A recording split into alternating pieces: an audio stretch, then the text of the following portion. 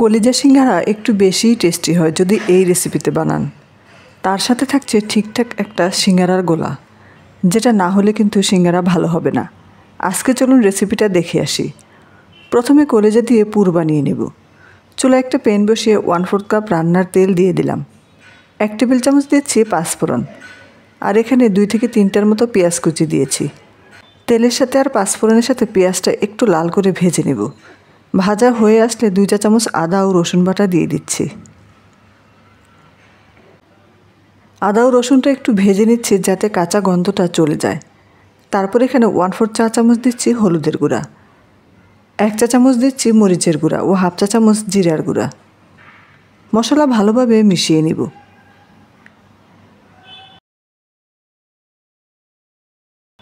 মেশানো হয়ে গেলে দিব কিউব করে কেটে নেওয়া একটা আলু আর 1 কাপের মতো ছোট ছোট টুকরো করে নেওয়া কলিজা।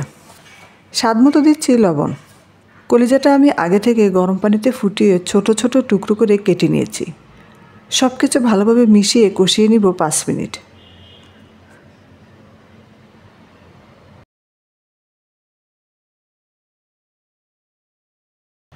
কষানো হয়ে গেলে পরিমাণ মতো পানি দিয়ে ঢাকনা দিয়ে ঢেকে দিচ্ছি আর মিডিয়াম আঁচে রান্না করে নিচ্ছি।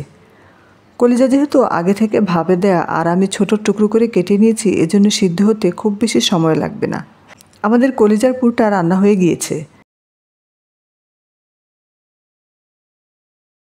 আর এখন একটা বাটিতে নিয়ে নিচ্ছি 1.5 কাপ ময়দা। 1 চা চামচ দিয়ে দিলাম কালো জিরা, স্বাদ মতো দিচ্ছি লবণ। 1 টেবিল চামচ দিচ্ছি চিনি। 1/4 কাপ তেলের সাথে পানি মিশিয়ে নিয়েছি। এবার এটাকেও ময়দার মধ্যে দিয়ে দিচ্ছি।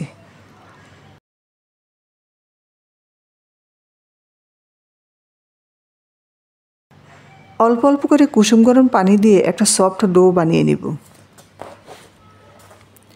সিঙ্গারার এই গোলাটা একদম এই রেসিপিতে করবেন। এবার এটাকে 10 মিনিটের মতো রেস্টে রেখে দেব, এর বেশি সময় লাগবে না। এখান থেকে আমি 5টা ডো বানিয়ে নিচ্ছি, তার মানে এটা দিয়ে আমাদের 10টা সিঙ্গারা হয়ে যাবে।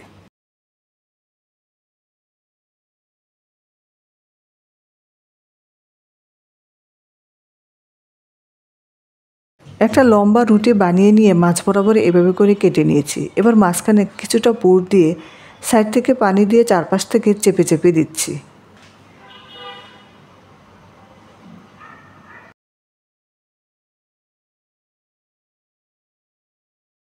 আর এভাবে করে আমি সবগুলো সিঙ্গারা বানিয়ে নিব।